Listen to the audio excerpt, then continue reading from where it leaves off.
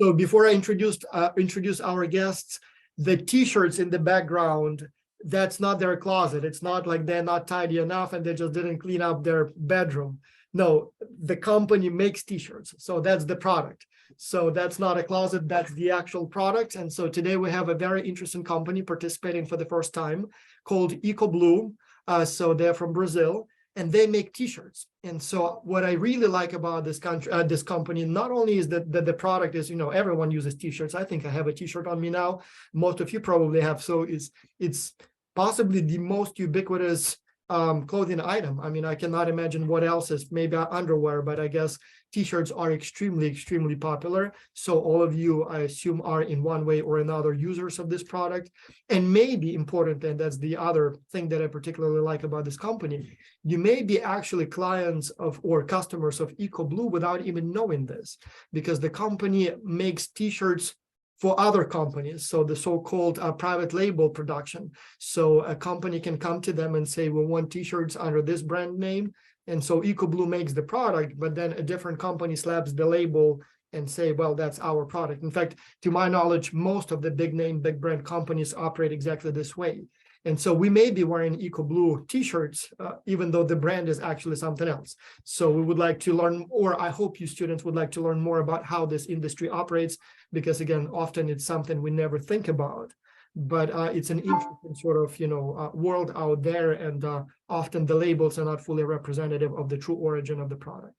And so I suggest we do the following. So if you can maybe give us a quick overview of your company business, I don't know, maybe a little bit about the history, a little bit about the geography of your sort of business clients, suppliers, partners. But then students, if you have any questions, please go ahead and type them in Q&A as the meeting progresses.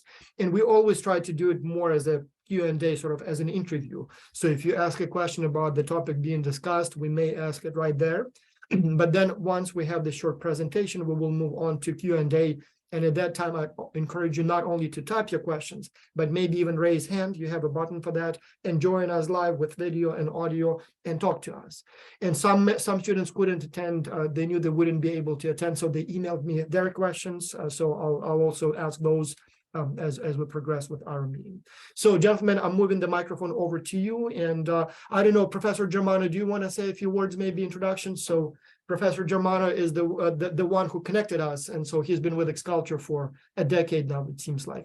I may be wrong by a year or two, but I don't know, any quick introduction from your end before we move on to the company? All right, Vas, thank you. It's a pleasure to be able to bring a company here from Brazil to X-Culture. I've been following and participating in X-Culture for some years now, and it has proven to be a fantastic experience for our students. So I'm very enthusiastic about this integration of academy and companies, and I'm glad for that. Thank you. And go ahead, Stefan and Andreas. Thank you. And I see we started getting questions. Deepak, I see your question. So we'll get to that in good time. So great question. Definitely need to ask it. But let's start with a quick introduction of the company.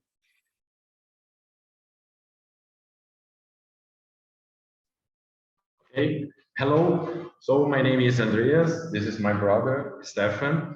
So thanks a lot, Taras. I think you have a great resume from our company, from our business.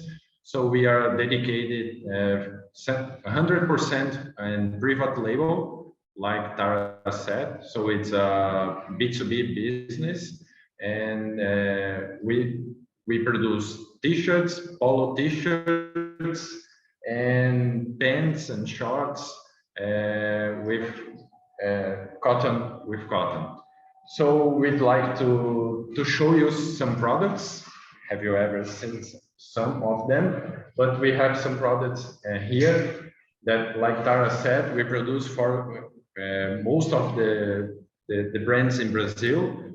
Like we produce for Reserva, Dudalina, Individual. I don't know, maybe you don't know about it, but they are one of the most important brands in Brazil and one of the most biggest brands in Brazil. So we are very proud of that. And we focus on the quality of the product. So we produce just for men's and just clothes for men's. And And that's some of our products, like a polo t-shirt for Aramis. That's a brand in Brazil, a very nice brand.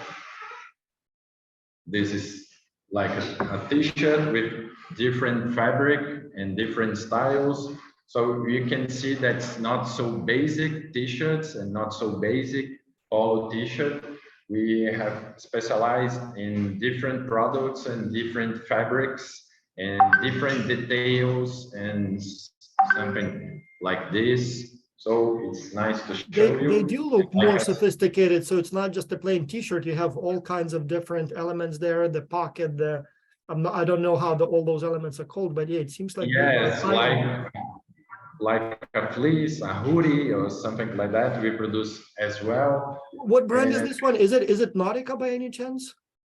Yes, this is a Nautica. Oh, that's interesting. So the reason I say it's interesting because the brand belongs to the company called Vanity Fair, and that company is headquartered 5 minutes away from where I am. So it's a North Carolina company that owns the brand.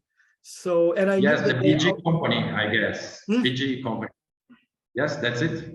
Yeah, Yes. well, unless they sold the brand, but Vanity Fair was owning this brand, and so it was out of North Carolina. So they positioned themselves by sales. Vanity Fair VF is the largest clothing producer in the world. But what's interesting, they don't really produce clothing anymore. So they do marketing, they do accounting, but they use companies like yours to actually make the product. And I didn't realize that connection.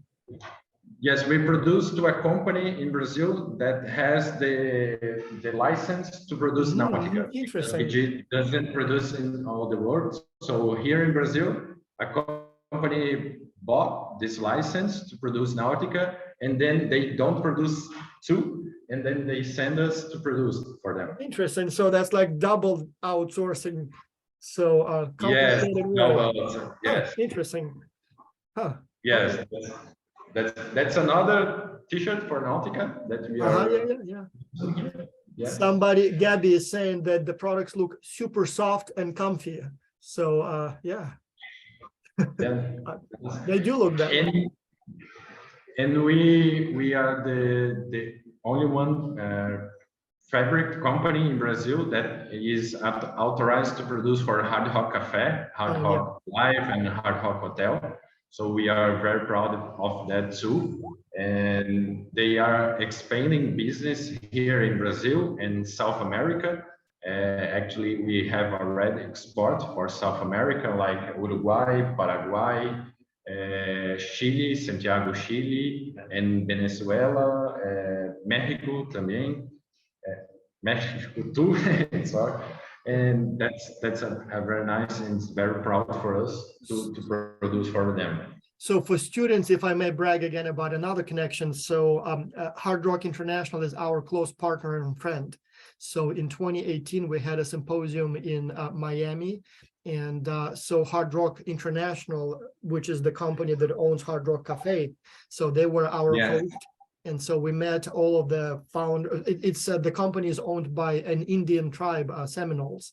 And so they have a casino wing and they have the cafe wing. And so I think the Hard Rock Cafe is actually managed by a team from the United Kingdom, if I remember correctly, or something from somewhere in Europe, but sort of the ownership is in the United States. And so we've visited several of their locations as we moved from one city to another with our symposia.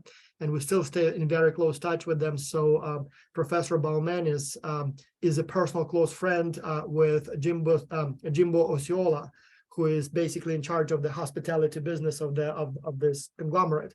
So and obviously we saw a lot of t-shirts, and I never knew that that's probably you guys who made them. So now we will, next time we see him. So last time we saw Jimbo, it was this summer, half a year ago, at the Academy of International Business, was in Miami. And so we had a special tour of the new hotel they opened that looks like a guitar. And so we had a nice company tour there and everything. And so, and I think somebody actually even bought a t-shirt there. I didn't, unfortunately, but again, so who knows? Maybe that was actually one from your factory. So very nice too. Small world. Actually, they have a lot of fabric companies, partners around the world, but here in Brazil, it's just us, and I think they have like one more in Colombia and one in Argentina. but we are in the top 3 in South America, and we are expanding business here. And it's been a very nice experience Very to nice. export with them. And did I notice correctly? So you said you also make hoodies. So it's not just t-shirts and polo shorts. It's, basically the full spectrum of shorts, right? Yes, it's like hoodies, Mm-hmm. fleece, like shorts. Oh, even short. Okay, so that's much more than t-shirts then. Okay. Yes, like shorts and like pants too. Nice. Okay, so that's much wider assortments of products than I originally thought. So I thought it just plain t-shirts, but it's actually quite okay. This is a very Oh, this is a pants for Nautica. nice. Okay. Yes, Yeah. it's like Nautica. So actually, we produce everything that's made with cotton and polyester and like t-shirts, polo t-shirts, and fleece and pants and shorts as well. So if I may, a few questions that several students asked, and now it seems like a good time. So in terms of your production facilities, so how many people, how big is it? And then a related question, where do you source your fabrics from? And what other supplies do you need for this product? So is it all sort of local, or how does it, basically tell us more about your production process. Okay, nice. So we are located in Blumenau, Santa Catarina state, is in the south of Brazil. Is a region focused on the textile industry. So it's very popular here. It's very famous here in Brazil, the south of Brazil, for produce textile products. And we have like 70% in our team today. So our production process is we buy the fiber, the yarn, and then we send to another company that makes the fabric. So we buy the yarn and So you buy, okay, that's very interesting. Okay. Yes, because here in Brazil is very popular. It's very common this. Have different companies that are specialized in different process. Like one just to do the fabric, one just to do the painting, and one just to do the sewing and like that. So our production now is medium 100,000 pieces month, something like that. We are preparing for expansion this year. Actually, next year we grow like 32%, and we are expecting to grow this year about 25%. And how old is your company? The company is 25 years old. Actually, in this August, we are completing 25 years. Mm-hmm. So that's quite some age. So you seem too young to be the founders, the original founders. So I assume you inherited it from somebody else, or how does it work? Is it a family business? Yes, Or? yes, the company was founded by my father and my mother. So we are the second generation. So they are not anymore in the business. Actually, my father, sometimes they come around and see how goals are going. But I think about 4 or 5 years, we are managing the company. Yeah. Okay. Ravi Raj is asking, how much time does it take to make a t-shirt? It depends. If it's a basic t-shirt, it's like 40, 50 days or less, maybe. And if it's elaborated, sophisticated, different style, maybe 60, 80 days, something like that. So that's, I assume, to fulfill a contract, right? So that's from the place in the order until it's done. But I'm not sure, maybe Raviraj, I'm not sure what the question was, but in terms of how many minutes does it make one of your factory workers to actually make a t-shirt, from like sew it together? Is that a quick process or it takes? Just hear me. Yeah, just, 10 minutes. Like 10 minutes, Less 6 minutes, six, 10 minutes to Yeah, sort I know it would TV. take me 60 days, like literally, but yeah, so yeah, okay, Yeah. very nice. Another question related to geography. So Deepak is asking if by any chance, any of your products go into India, but my question also is, so what is the geography of your business? Where do the clients come from? I'm not sure suppliers, it sounds like mostly local. How, in Brazil, by the way, for those students, who don't know, look at the map. Brazil is a gigantic country. I mean, even if it's all within Brazil, we are talking about like half of the continent. So, but still, I'm curious if it's going out to other countries then, or does it stay in your own market in Brazil domestically? No, like you said, Brazil is a large market. So we produce 95% to the Brazil market, and about 4 or 5% we export for the countries that I have already said for the hard rock. So we buy the yard from Brazil. It's produced here. It's planted here, and our giant market and business is here in Brazil. And for us, like the Asia market, it's a huge and a difficult competitor because they have, how can I say, they have the delivering the human are more cheap than here in Brazil. So it's a competitor that we have in the world. But now, due to the dollar taxes here in Brazil, the dollar quotation, and we have no problems with that. But it's that one of because we are staying here in Brazil and focus on the Brazil market. Yeah. There is a question from Tesfa Mariam from Japan, if I remember correctly. What is your production capacity per day? And there was a related question from another student by email. Can you increase it if you had more orders? Yes, like I said, we produce about 100,000 pieces per month, and we are planning to increase in 20% this number in this year. So we are prepared to increase it in 20%. Did COVID have any effect on your orders, on your production volume? And if so, did it increase it, or COVID, the pandemic, the COVID-19? The COVID. Yes, the COVID was a very hard period, like for everybody. It's normal, but we stopped to produce for about 3 or 4 months, but now it's normalized. It's everything okay, and we are producing with no big problems. Raviraj is asking if by any chance you have a video that shows your production process. I'm not sure if we would be able to show it during this webinar, but if somehow you do have such videos, maybe if you could send me the file. Yeah, we can send me videos for the location and for the machines and for the. It would be interesting to visit your company.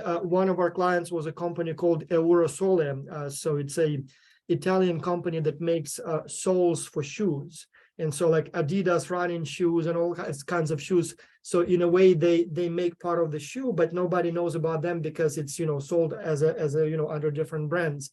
And so we visited them. I think it was 2019, and so we had a chance to see their production process and everything. That was very, very interesting. And so I'm guessing or imagining that the production of t-shirts, one of those products that everybody wears, but nobody has ever seen how it's actually made. So it'd be interesting to maybe one day. There is a question from Mino about your pricing strategy. And I guess my related question would be, can you talk more about the entire cost structure? So in your total cost, is it mainly labor? Is it energy? Is it materials? And then how like, for example, if I buy t-shirts, let's say, I don't know, these days, it seems like it's anywhere between $10 to $25 in the United States. Do you know how much of that was paid to you? How much was charged by each of the distributors along the way, and then eventually the retailer? I'm just curious, sort of, what is the original price to actually make it, and how much of that, how much is added before it reaches me. So your own pricing strategy, but also the price structure. Okay. So about pricing, it depends on the client and depends on the quantity of the order, because we have some clients that order about 200, 300 pieces per model. And we have clients, a huge client here in Brazil that is Renner. It's a magazine, and they bought like 2,000, 5,000, 6,000 per model. So this order and this model will be cheaper than the model that we producing like 400 or 500 or 300. So depends on the size of the order and depend of the model, of course. And the pricing for the client depends on the client. Like Renner, it's a magazine, a large company that they bought from us, and they multiplies by 2.5, 2.8 the price that we sold to them. So like a t-shirt is about 25 reais, is like $4, and they sell it for $10, something like that. And another brands like Nautica, like Reserva, like Aramis, they have a different process, because they buy from us and they sell to another company, to a small store. So they have to buy from us to sell with profit, of course, and this store has to sell to the final clients. So those clients, they multiply by 4, by 5 in the final price. If you get like a t-shirt from Nautica, it will be like $40, $30, but they pay us like $5 or $6. So it's a different markup due to the business of our client, and due to the model, and due to the quantity. What would be the minimum order that, so what would be the minimum order that a company can place with you? The minimum quantity is about 300 pieces per model. Oh, that's actually not that many. So, and then, Yes. and then who actually attaches the label? So like I see it comes out from your factory already with the like Nautica, for example, label, right? Yes, we send it finished with labeling, with the tags, with the everything ready to be sold. Huh, not bad at all. I wonder, so could we place an order like Ex-Culture, for example? We always wanted to have some branded t-shirts for our conferences and so on. And we would need probably about 1,000, because, you know, we would like 200-300 per conference, and then other gifts. So I actually now wonder, maybe we should place an order with you. So why not? So yeah, of course. I mean, we need to place it somewhere anyways at some point. But going back to the question about your cost structure, so in your own price, like let's say, you know, $5 t-shirt, how much of that would be labor? How much of that would be materials, and then energy and whatever else goes into it, roughly? Okay. I think about quantos por cento de material?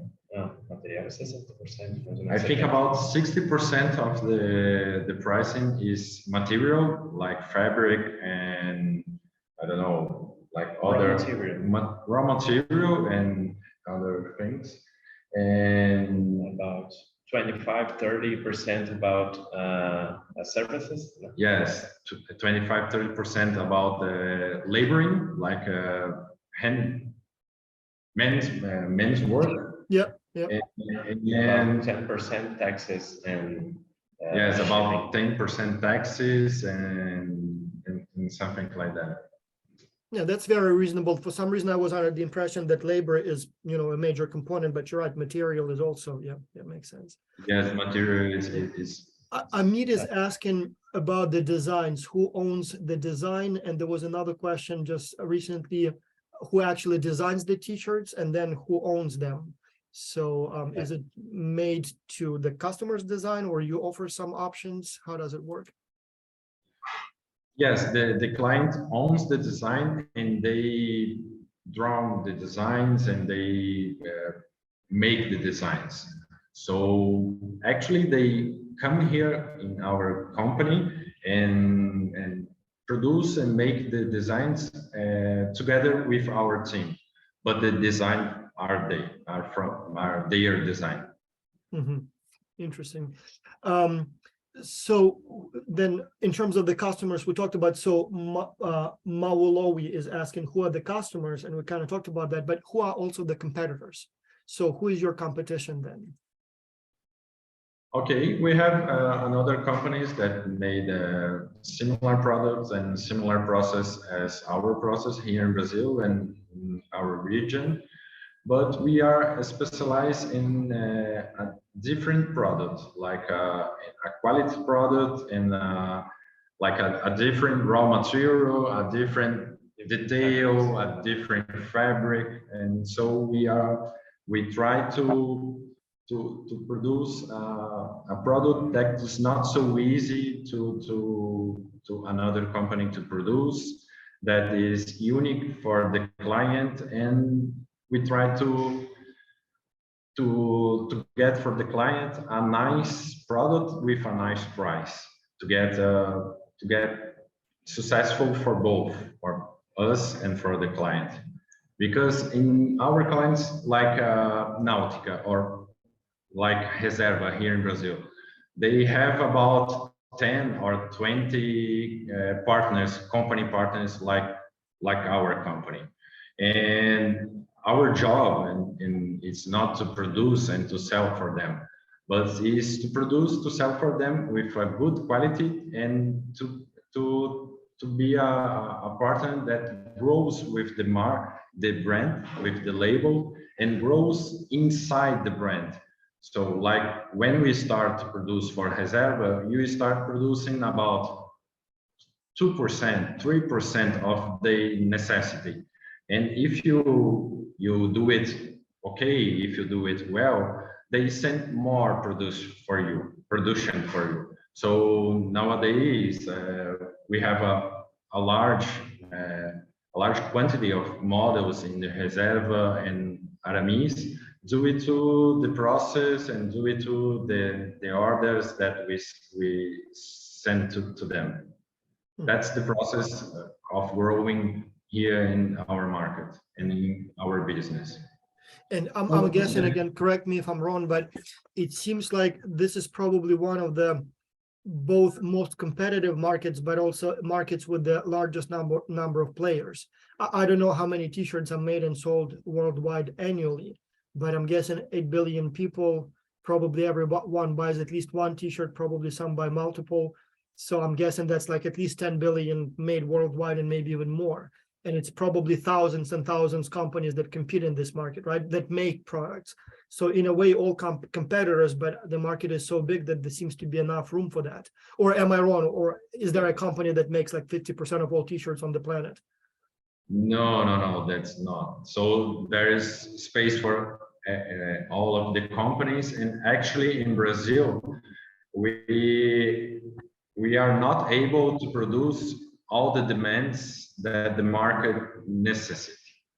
So I think like Renner has to import about 20 or 25% of their necessity from China, Bangladesh, or Asia, or other countries, because Brazil is not self-sustainable.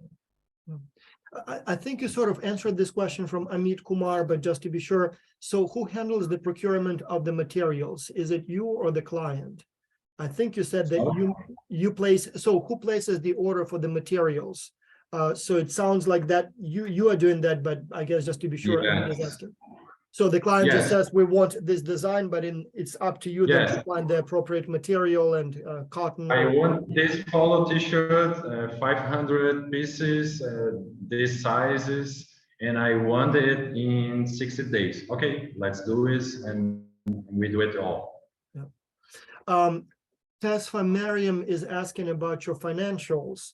And I think some of this may be secret and proprietary, so I'm not sure if the company would be sort of willing to provide this information publicly, but I think you can get that math from what we've heard. So if on average a t-shirt costs about $4 or $5 to make, and you know that they make about 100,000 per month, so you from that probably can get the total revenue, total cost per unit, total assets. So I will not push you to give us those numbers. I suspect they're probably not for public release, but I think the student should be able to get more or less a general picture of the, you know, of all those financials. So there is a question also from Amit about the payment cycle. And again, I'd like to expand that question, not only how and when the clients pay, but can you talk a little bit more about the process of interacting with the client from the point they inquire about the possibility to signing the contract, to making the product, to making the payment? So what is the process of sort of negotiating and reaching an agreement?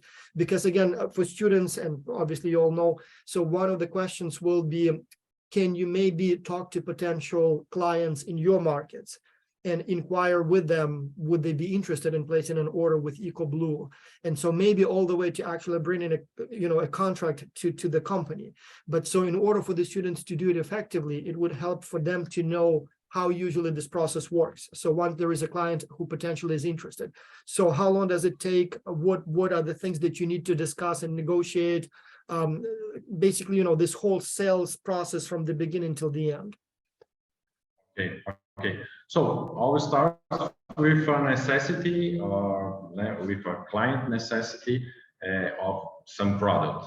So I don't know, like when Reserva contact us for the first time, they need, I don't know, 10 models of t-shirts, 10 models of polo t-shirts. So they came here and make the models, draw the models with us, like with our team, like I said.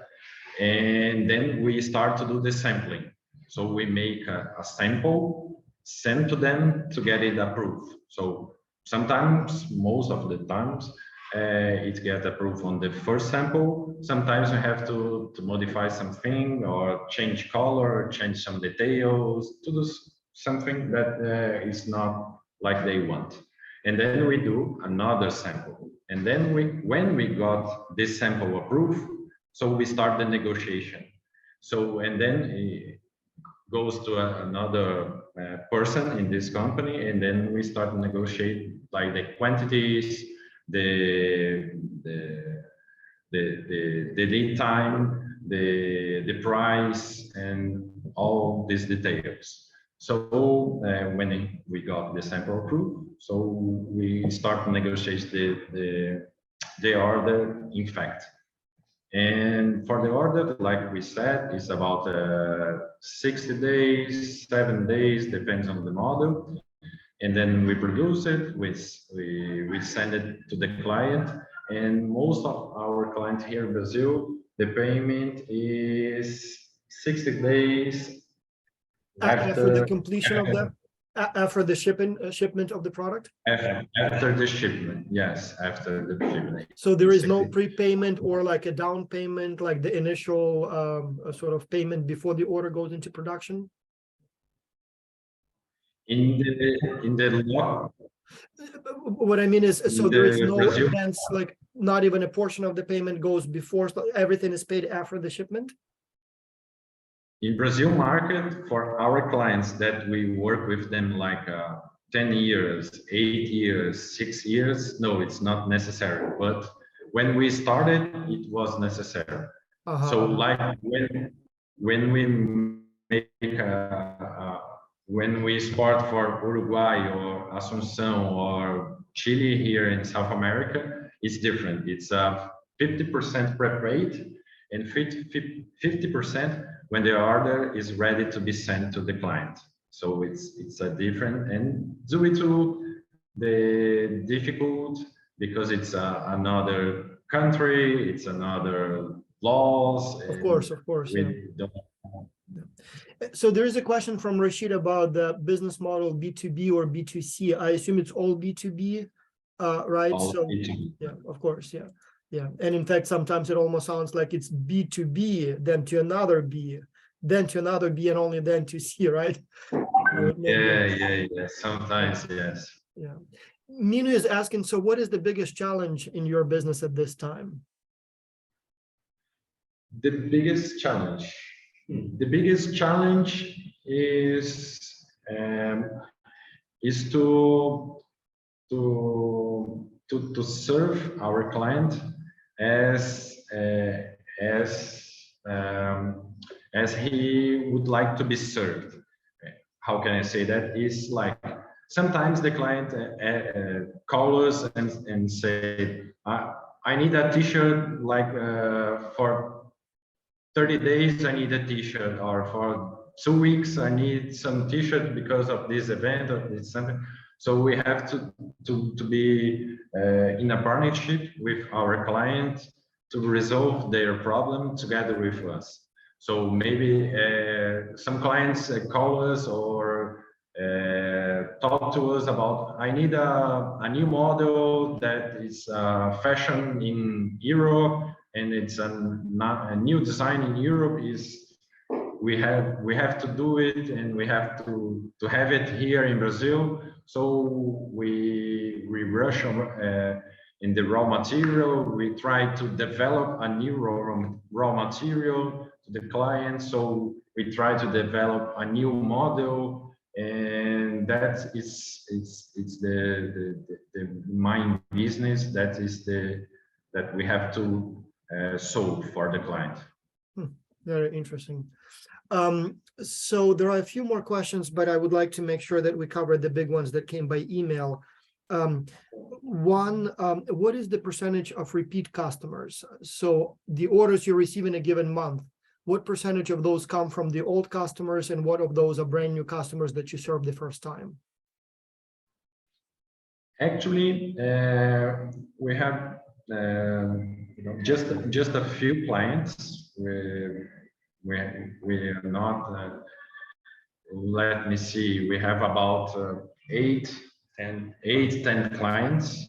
So like I said before, we are growing with our clients, but we'd like to expand our business in the export business.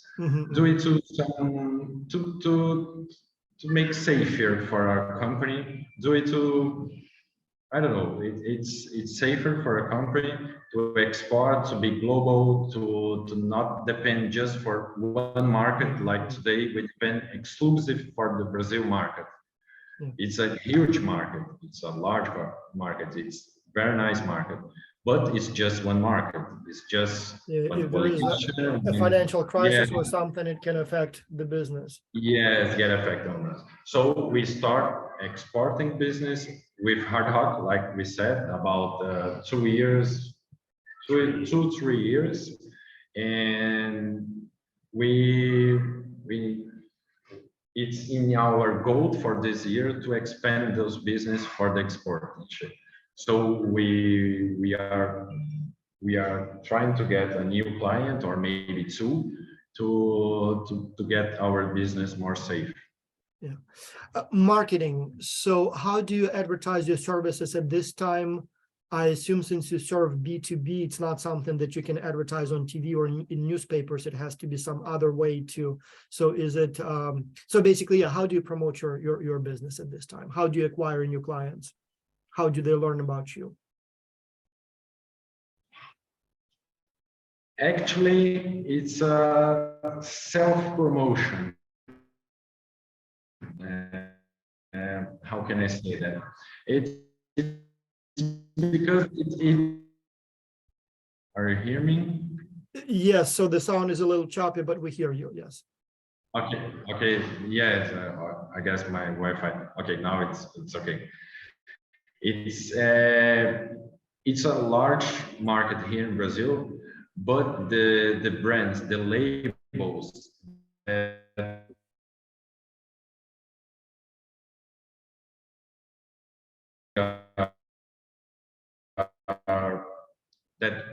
are expensive products.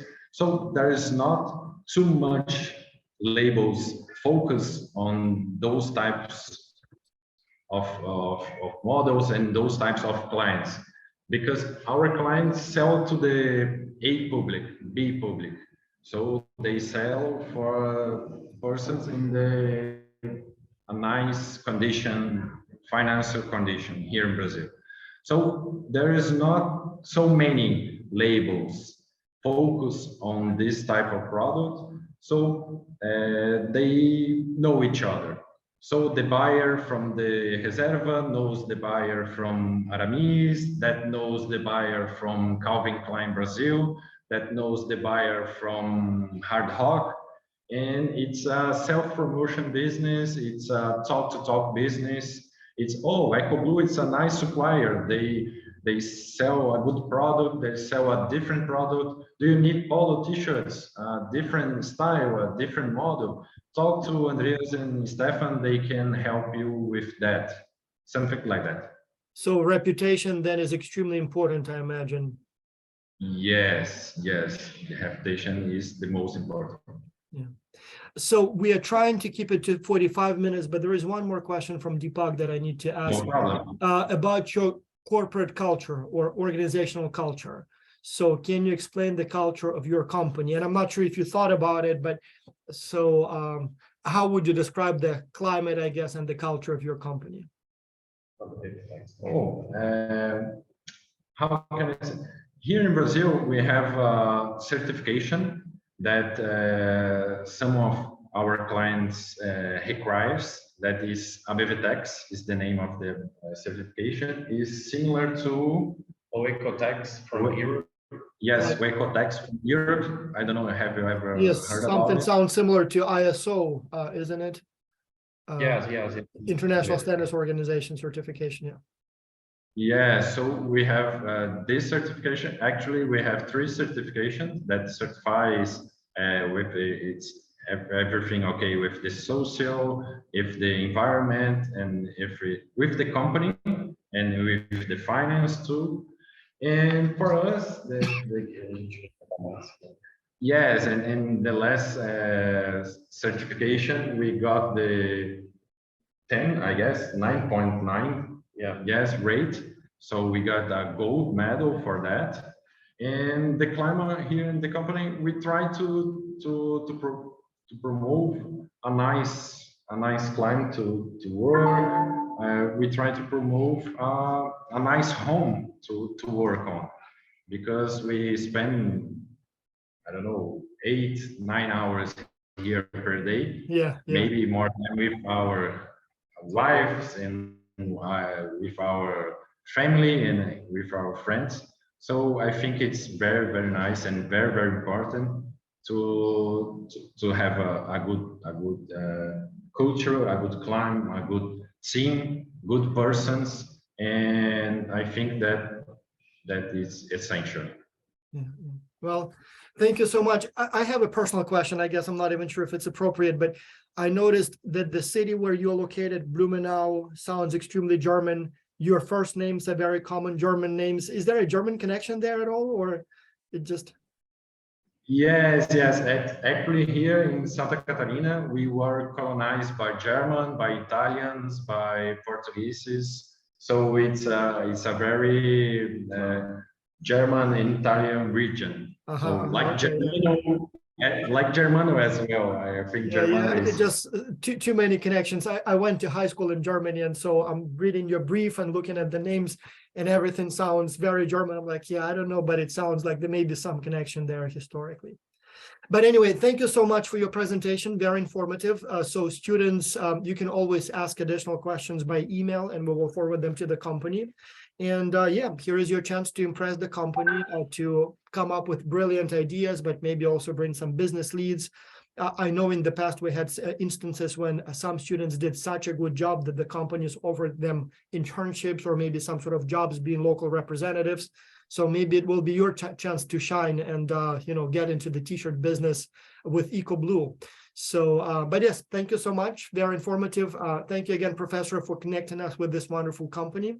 And yeah, so let's see what the students will bring you. So it will be about 2 months before we see the results, 3 months. But yeah, we'll see how things go. Okay, well, Thank you. have a nice day, everyone. Thank you for the informative session. Thank you, Taras. Thank you for your opportunity. We are very excited with this project. Thank you, everyone. Thank you. Thank you.